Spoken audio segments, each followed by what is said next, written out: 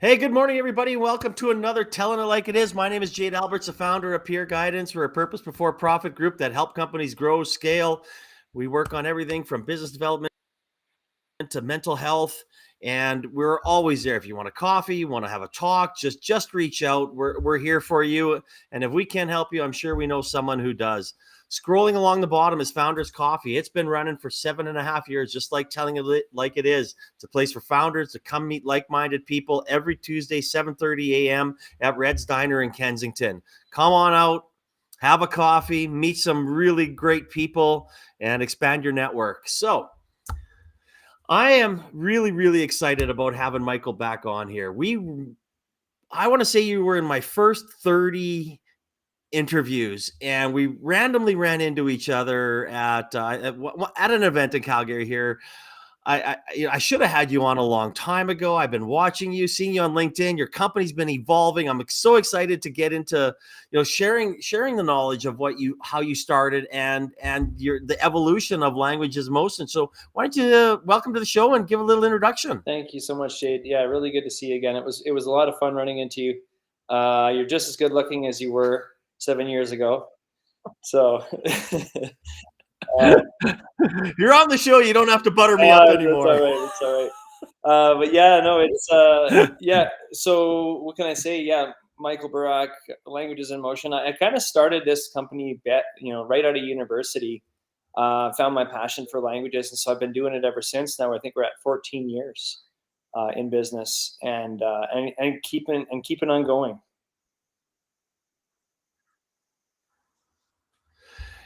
That's I want to kind of dive back in. I do a lot of work with the university, and the university has probably evolved from when you started it in for Innovate Calgary and the great things that they do, and Peter and Nick and the tech transfer office and the Hunter Hub and everything else that's around.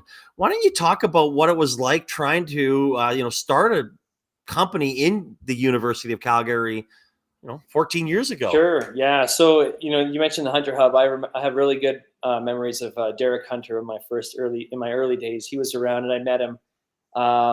In those early days, I was in a very interesting place. I was a young, entrepreneur with a lot of ambition, a lot of little understanding of business, but that deep desire to create something.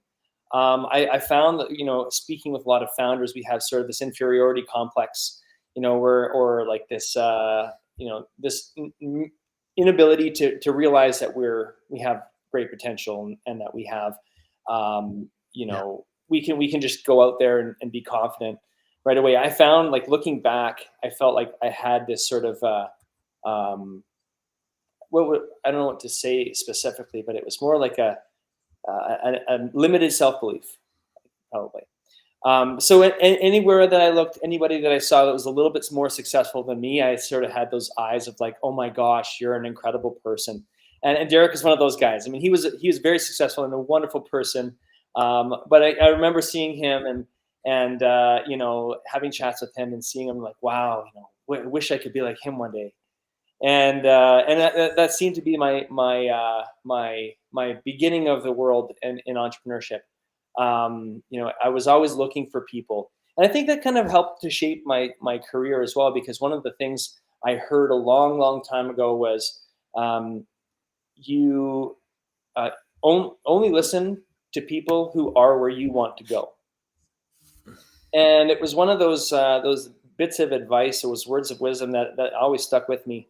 If somebody is teaching you how to do finance, but they're not wealthy themselves, well, you're not going to get wealthy. If somebody's teaching you on debt and credit advice, but they have bad credit, or they're in a bunch of debt, well, probably not going to get out of debt. And same thing with business, right? If you're an entrepreneur and you see somebody who's really successful, well, that is probably know something, and they're going to be able to help you grow your business. So that was sort of the eyes that I saw things through, and it allowed me to kind of keep an eye out for mentors and guidance. I'm very fortunate to have met some great people in university. And a couple of them I met through the students union. One of them's Matt Diteljan. He was a friend of mine. He was on the students union. And one of the things he recommended to me, I was young and excited about business. He said, "Why don't you join EO? Why don't you join an organization called Entrepreneurs Organization?" Obviously, you have a revenue category that you have to hit. I didn't qualify. I didn't even come close. But this sort of gave me, an eye on the prize. I want to join this group of entrepreneurs because here's a bunch of people who know what they're doing, who can see, who've been through all the troubles and tribulations of building a business. This is who I want to learn from. And whoever's in that group, I don't even know who they are, but Matt said it was good. And then I met another wonderful lady, Maria Pavlovich, who's the CEO of Macamee College. I met her at a Futurepreneur event. I'm not sure if you remember that one, but that was way back when. There was an organization called Futurepreneur, and I met her there. And she also recommended. Still around. Still amazing, around. amazing. Yeah, great organization. Yes. And so I met Maria there, and Maria told me, yeah, I'm part of EO too. I was like, geez, there's two people who I respect that are part of this. I can definitely learn something here. So I tried to join, and I gathered as much of my abilities to go, and I made it past the first threshold, which I think is about $250,000 annual gross revenue, to get into the accelerator or the grow program, they call it now. And so I joined that program, and I stayed. You're only supposed to stay for 3 years, and I ended up staying for 7 to really learn and grow. And I think from all the things that have contributed to my success the most, it would be the people that I met through there. I met a lifelong mentor. I met lifelong friends. I even played on a hockey team with one of the guys, and he's also a coach of mine and a mentor of mine. And so, that organization really helped to shape my journey. But, looking back, that didn't really happen for the first 4 years of my entrepreneurial journey. So there was a lot of struggle, a lot of, of trying to figure out who I am, what are my values, what are my ideals, all that kind of stuff. And it was definitely a long journey, but yeah, university was a good time, and very, very glad that I got to experience that straight out of university. Well, before we get into your struggles, which we will, a big shout out to Derek. I mean, obviously everything that he has done, not only from the Hunter Hub to investing, to helping, to contributing, to giving back, to sharing his, I mean, go on and on and on about all the great things that him and his family have done for our community. And extremely happy that Guy Levesque is here now to head up the Hunter Hub. And I'm excited about what's happening there. And EO, I mean, Founders Coffee was I call it my poor man's EO. Like, that's what it is there for. It is the power behind the people that you're there. And I know, like, when Blair and my old business partners would be in EO, and a shout out to Matt Diteljan. I haven't talked to him for a while. I should probably reach out to Matt. But it is something that you're there. You've got a support network. You have somebody. You're not only just talking about business, about struggles, about personal, about little things. And that kind of leads me into the struggles of getting Languages in Motion up, and maybe those early days of saying, okay, we got it. We've got some contracts. Who can I rely on? Like, who do I talk to?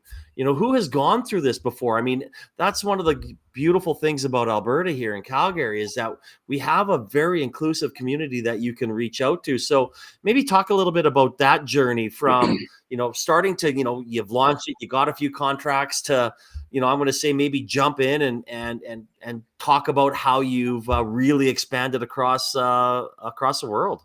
Yeah, so that journey wasn't easy.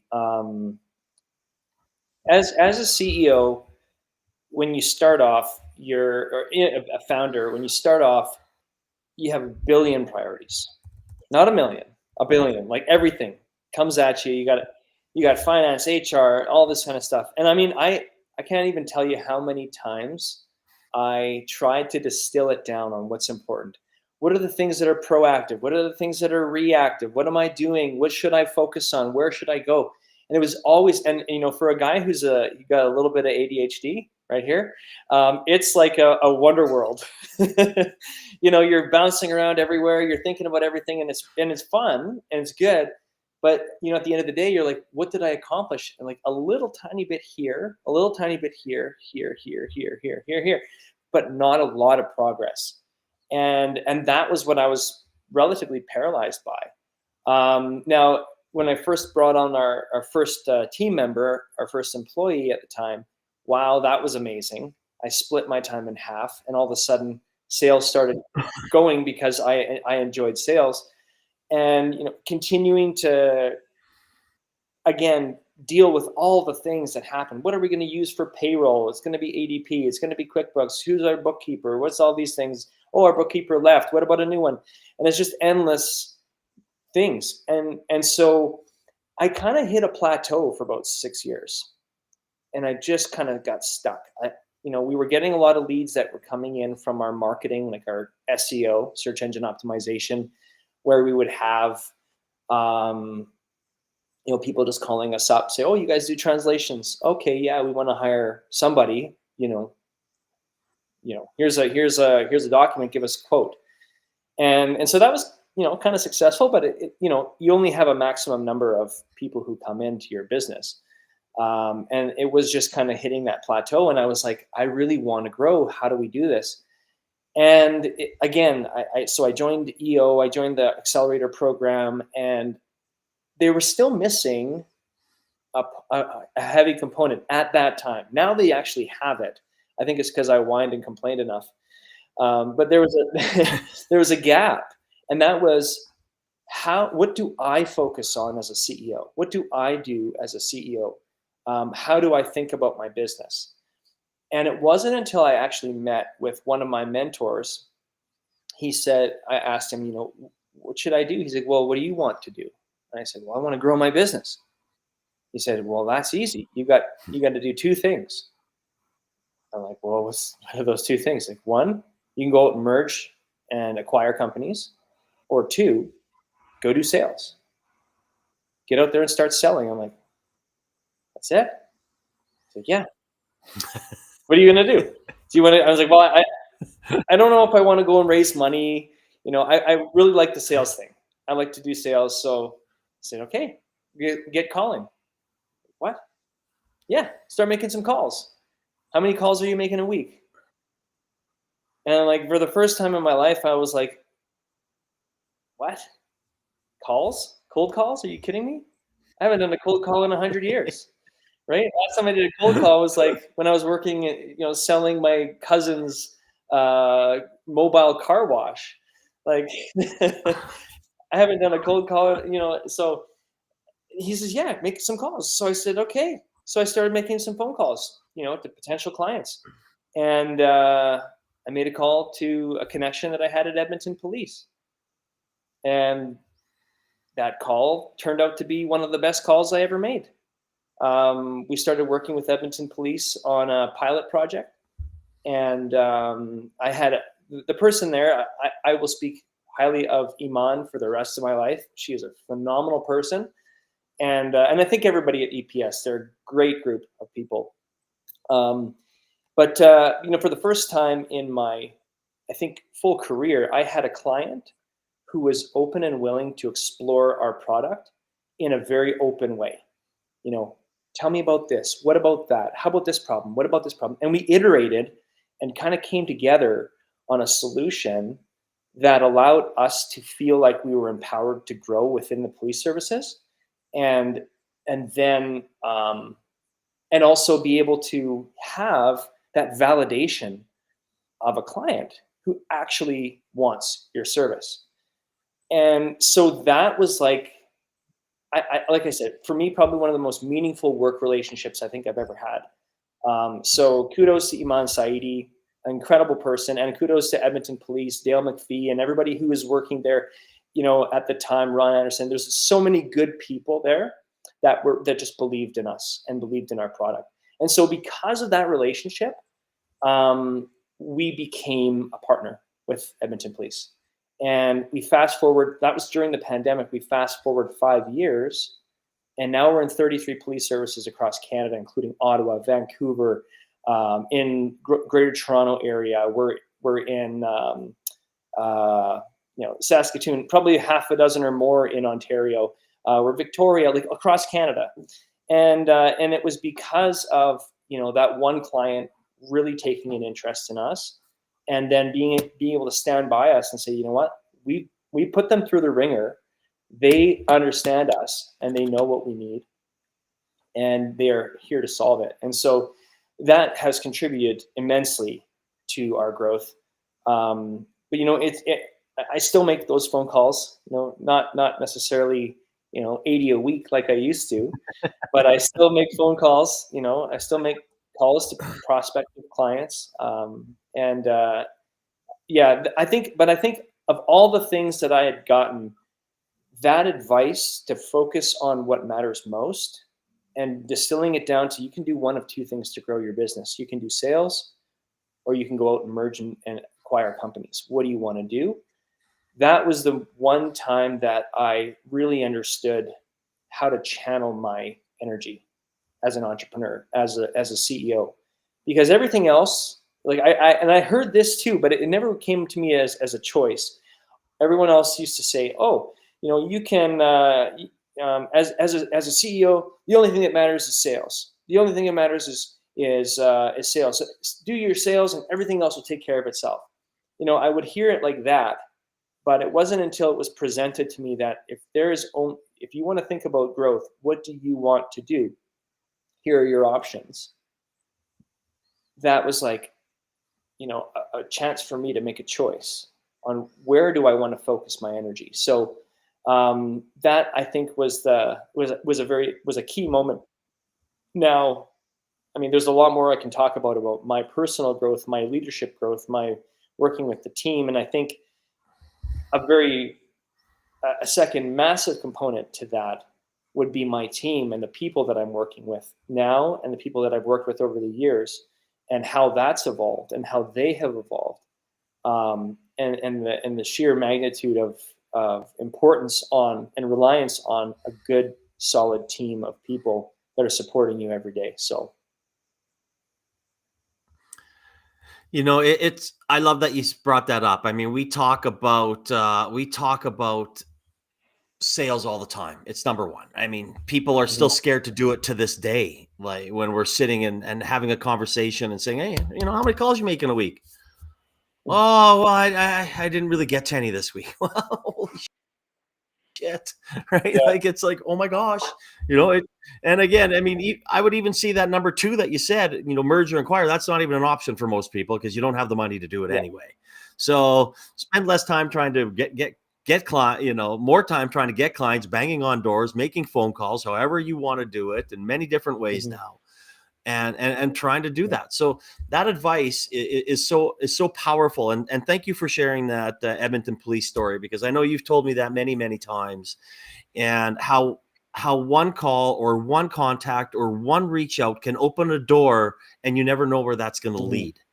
And that is sales. Sales come from referrals. Sales those warm openings that you might know somebody will say, "Hey, you know what? This is something that we need. This is something that we do. Here's a company, and here's a person that I know and I trust, and we can work with them." So that story is powerful. It resonates, and I'll probably share that moving forward to a lot of people here when I'm talking to them. So thank you for sharing that. You're welcome. You're welcome. Yeah, it's it's not without its challenges, and it takes a lot of determination. It really does. Like we were in 33 police services, but it wasn't because they just all came to us by referral. I literally called everyone.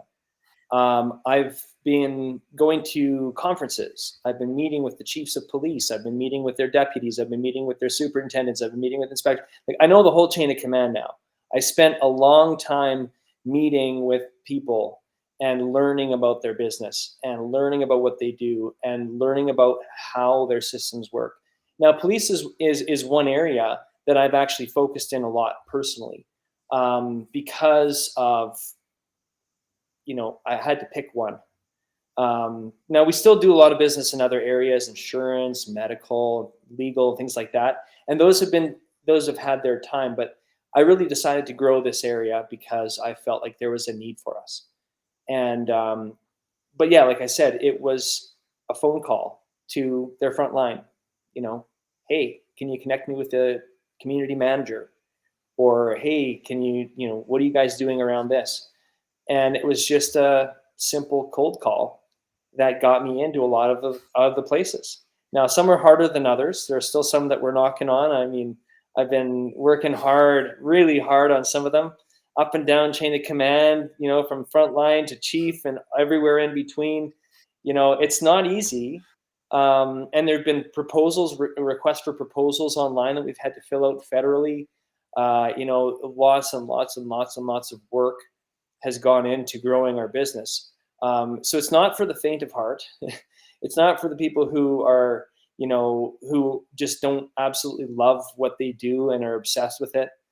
I was recently told that my world revolves around languages in motion, and it's kind of true that my purpose and passion comes alive through our business. I'm going to digress for a minute and just share something that really helps me, and I hope it'll help a lot of entrepreneurs. And that is that my company is a vehicle for growth for me. It's a place where I can express myself, be who I want to become, and be in control of where I go. And it's a direct correlation between me and my growth. If my company is growing, it means I'm growing. If my company's falling, it means I need to figure something out. But it really is an empowering feeling, but it's also probably the hardest thing you could possibly do as a human, because you are literally putting yourself up to the economy and saying, here I am, I'm a person, and I'm showing up, and how much value am I adding directly to people? And what am I providing? And you're not just providing value, you're providing jobs, you're providing insight, you're providing leadership, you're providing community connections. And so I see that as a holistic experience. And when someone says your world revolves around languages and emotion, well, of course it does. It has to, because if it didn't, where would we be? Where would I be? Where would you be? Where would my team be? Where would our employees be? Yeah. It has to be. And there's only one way. And I have to be 100% committed. Now, that doesn't mean that I don't have a personal life. It doesn't mean that I don't go to Banff and enjoy time with my wife and, and have that kind of stuff and create that work-life balance that everybody wants. But I say this to people who aren't entrepreneurs as well. I genuinely believe that you should pick something that you love to do, because that's something that you can really grow in. It's somewhere, and find a company that you can align yourself with that will genuinely help you to exceed and excel to become the best person you can be, or that you want to become. I feel like there's this disconnect in people when they go and look for a job. They're just looking for money. They're just looking for something to take care of their family. And that is good to get started, but I don't think that should be the be all end all. I think that people should find something that really resonates with them, a career that calls to their soul. And only then can they really grow as a person and evolve and really get what we have out of life, get what we need out of life. What the heck are we here for anyways, right? I mean, that's an very true. It's an existential question, but like, really, what are we here for? I mean, here to go, live in the rat race and go to a job that we hate and come home, to our wife and kids, and that's great. You got kids and wife, but what are we here for? So I really think that our world should be connected and integrated with what we do. And when we come home after our day of work, we feel fulfilled because we did something that we knew was meaningful to us and to the community.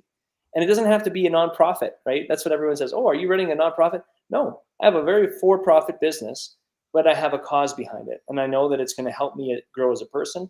And what we do and what we provide for the community is going to be great. So, language services are a huge barrier for a lot of people, and providing that connection is a magical experience for a lot of people. Being able to communicate in a language that they aren't able to through an interpreter is a phenomenal ability of expression. Imagine a victim of a crime, right? can't speak in their own language because they're here, their uncle so and so brought them in, and now they're sitting at home, and all of a sudden their house gets broken into, they're at gunpoint or whatever, and now that person leaves, the police come and say, what happened? And you say, no English. What do you do, right? So that's something that I see as that's where I can merge purpose with passion, and really see, we're making an impact in people's lives every day, and that's what gets me going. So I know I've digressed a little bit, but I Oh, no, it's all good. It's all, I mean, and I think that even Peter mentioned in here talking about, your personal growth and things along those lines, and that answers it. But it is, you have to have, and we talk about it, whether, entrepreneurship isn't for everybody. And this is something that we stress. It's hard. It's difficult. I mean, I've had suicide conversations with entrepreneurs, right? We had, unfortunately, last year, three entrepreneurs take their own lives in our community, which is extremely sad. And you have to have that balance, right? I mean, I took August off. I wanted to be, I choose to want to do things with my children and make sure that I'm there for them and be a hands-on dad. And, same with my wife and things along those lines. Right. So, it is good. And it doesn't matter if you're an entrepreneur or if you're working at Starbucks. It's irrelevant. I mean, you gotta love your life. You gotta make the best with what you have and choose something that you love, that fulfills you as an individual. Yeah. And there's many, many, many walks of, many ways that can happen, not just entrepreneurship. 100%. Yeah. So on the, the Languages in Motion, again, I'm talking with Michael Burak, the founder of Languages in Motion. I haven't mentioned this yet because we've had a great conversation. Click on the website if you need translation services. It's there, languagesim.com. Again, it'll take you right to the website. Check it out. So I want to know what's next for your company. You've expanded, you've grown. Obviously extremely happy for, your successes in the company as an entrepreneur, as a person. What's next for your company? Well, that's a great question. And, everybody who's on this call or everybody who's watching this video, whoever's, hears about language, what they said 5, 8 years ago is Google Translate going to take your job? And then now is AI going to take your job? And so, I mean, is AI going to take everybody's job? Like, are we going to have a job tomorrow? I don't know. But the point is, on that side of things is, what's next for us? I think we've got a really exciting future ahead, as many people who are entrepreneurs can see. There's a lot. I mean, how can I even begin to describe what's going to happen? Like, partially, I don't know how fast AI is going to evolve. I watched a podcast just a couple of days ago saying that we got until 2045 until super intelligence is around, at which point AI's abilities surpass human, and now we are the dumber species. We're like a dog compared to a human. So I mean, that's a different world that we can't even begin to fathom, that humans can't even begin to fathom. But today, which we're working on, or what we have, is narrow AI, which he talks about. And this is a model that everybody's probably used to with ChatGPT, and it can do magic. It makes a couple of mistakes here and there, but it's pretty phenomenal, right? It can whip up a PDF in 10 seconds. It can transcribe a conversation and give you summary points in less than 3 seconds. So that kind of power and ability in a language setting is phenomenal. It's able to speed us up. And this is what I said, actually 7 or 8 years ago when Google, or I guess maybe more, when Google Translate first came out. I was scared at the beginning. What's going to happen to our business? Is Google Translate going to take over translation as a whole? And now it's the same question: is AI going to take over translation as interpretation? And what I've seen, and this has been what happened before, and what I'm seeing now is actually an accelerator for our business. What Google did at that beginning time when they had Google Translate was they allowed people with a simple device in their hands to now have a basic conversation in any language that they needed. Right now, it didn't support all languages, but a lot of the languages, the popular ones. And for the first time, a person could go to a restaurant and order something on their Google Translate device, and the guy kind of understood, right? Yeah. Oh, what's the directions? And so this empowered people to now have the ability to speak in any language. And so what happened was people started using it to translate stuff. And then they found out, wow, actually, it doesn't do a perfect job. Maybe I need to hire a human to post edit this. And then all of a sudden, we get more and more clients requesting document translation, but not necessarily document translation written by humans. Some cases they wanted it done completely, human start, human finish, but they were like, can you post edit this? And so what happened in our industry is that we ended up doing a lot of machine post editing, and we train the machines, and it's very binary, but we ended up doing that, and it sped up things a lot. Glossaries, all that kind of stuff, term bases, that all became very consistent. Now with AI, it has a bit more understanding of context. So we're able to get a higher level of accuracy, which means less post editing. But just like you wouldn't post on social media an article that was written by AI with all your M dashes in there, right? Which is now a telltale sign to those of you writing resumes. Yeah. Don't delete those things, or else they're going to catch you in a second. Yeah. Read it. Yeah, exactly. Post edit it.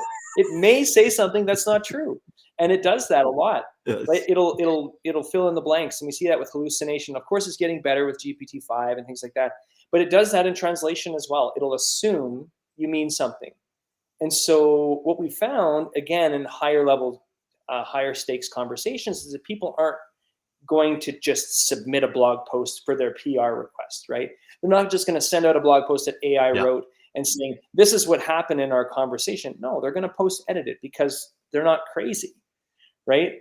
They're humans, and they want what they meant to be represented. And that's what we find in our business.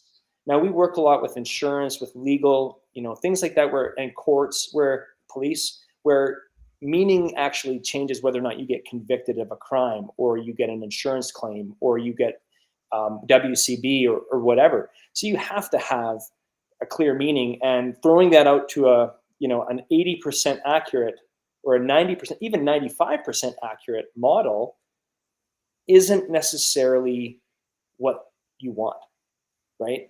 You might, that 5% margin of error is still possibility of error. You want to have a guarantee that whoever has done that understands both target and source. So I've said that about AI, but what does that even mean for us? Well, it means that we're accelerating the pace of communication. Beforehand, when a human had to translate it by themselves, it was 2,000 words a day. Now we're able to, a human can read and proofread 10,000, 12,000 words in a day. So what we've done is we're accelerating abilities for people to communicate at a higher stakes level. And we're doing a lot of really cool things with LLMs, with AI interpretation as a backup for a human, or when a human's not available, or there's an issue, with an AI, you can use a human. And so we're kind of going back and forth, right, as far as what that means. So we're investing a lot in how to incorporate the two and speed up the level of communication. So I think that's one avenue. Of course, we're looking at meeting with many different organizations across Canada, across the US, to continue to help solve their language barriers.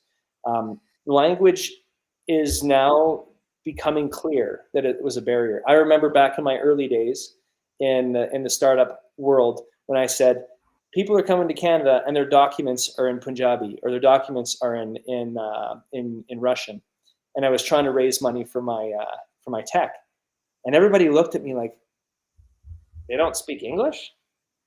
But I would see some immigrants in the back being like, I need that, right? But they didn't have the money, so they didn't invest. They were actually there as interpreters, but they loved it and they saw it back then, right? And that's something that I could see a long time ago, is the need for language. And now, when you look around, I mean, if you're from Toronto, you've got no problem already.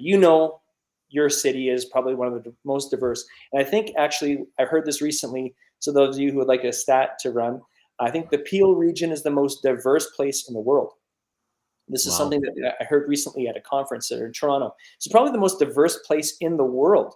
And so we look at Canada as becoming this melting pot of cultures. And you look around and you see so many people from different countries, and you start to see, well, wait a minute, does everybody speak English? And all of a sudden you're starting to hear language, 2 languages, 3 languages. I went to the zoo, I heard all this Ukrainian, and I was like, wow, a lot of people here at the zoo speak Ukrainian or speak Russian. And it's like, there's a lot of people who are around us who don't speak English as their first language. How are you going to interact with society? How are they going to interact with the public sector, with the private sector? How are they going to get help from a lawyer? How are they going to get help? And so all of this language is becoming relevant. It's becoming clear. And so we're using tools like ChatGPT and Google for those basic communications, but it's continuing to be limiting, and people will go to the limits.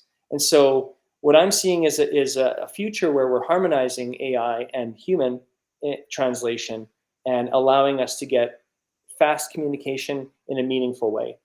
So that's kind of our future. We're merging together technologies, and then in 2045 or whatever, when super intelligence comes in, we all got more problems than we could ever imagine. So Yeah, I guess that's where the movies come in, right? yeah, Terminator, iRobot. Which one are you going to pick? Yeah, exactly. No, that's awesome, and thank you for that update. And I'm excited to watch on how you implement AI and how everything evolves, because it's such, even the Founders Coffee, we had a question yesterday, and there's so many different opinions on it, and where it's going and how it's going to help and how people are going to use it. So it is going to be interesting. The only thing I know is that I'm always sad when my conversations come to an end here, and I really thank you for coming on, sharing your update, what you've done, talking about the Hunter Hub, talking about the University of Derek, and what they've done and EO to help, because again, it just goes to show that community is so important in the growth of a company and of the individual themselves. But I do have one question left for you, Michael. If you had one piece of advice for an entrepreneur startup, what would that be? Wow. Well, I love that. I think you asked me that last time 7 years ago, and I think I'm I not going did. to change. I'm not going to change my answer. It is, who do you listen to? Number one, who do you listen to? And then the next thing is your teachability index. How willing are you to learn, and how willing are you to change? Rate yourself out of 10 and multiply each one by 100. And you'll get your teachability index. So how willing you are to learn, and how willing you are to accept change. Those, I think, are ingredients very important for entrepreneurs. So I think that's probably what I would say. It's not easy by any stretch, which is why you got to be able to accept change and deal with it. I agree. I loved it, and I went back and that was your answer. So,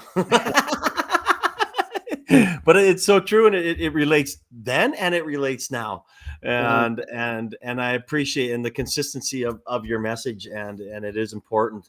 Again, anybody wants to find out any more information about Languages in Motion, please click on the link in the comment section. It'll take you directly there. If you have any questions for Michael, reach out on LinkedIn or on YouTube that you're watching here. Again, Mike, thank you so much for coming on, sharing your knowledge, and you're one of the great success stories that have come out of Calgary UFC, and I can't wait to continue watching your journey. Thanks so much, Jade, and great to see you again. As always. All right, everybody, have a great day, and we will see you next week.